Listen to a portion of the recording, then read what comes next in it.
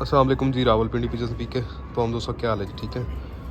उस्ताद मलक ज़फ़र साहब एंड नईम भाई फ्राम हरीपुर। अस्सलाम वालेकुम नईम भाई।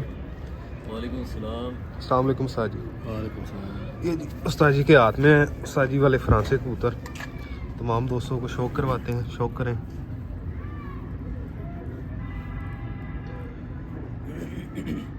ये हमारी 3rd जनरेशन में से बटा है, ठीक है।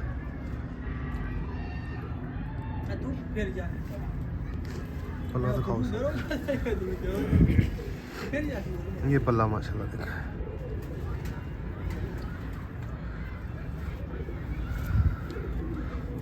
नाखून देखें माशाल्लाह। सारी मादी दिखाओ। ये जी नईम भाई के हाथ में मादी है। नईम भाई कैसी है पट्टी? माशाल्लाह जी बेहतरीन। मैंने आमिर भाई को कहा है इसके 1-2 बच्चे लगा के स्टैंड बाय रख ले।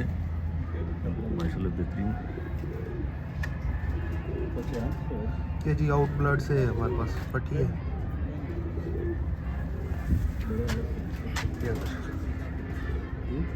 माशाल्लाह जी।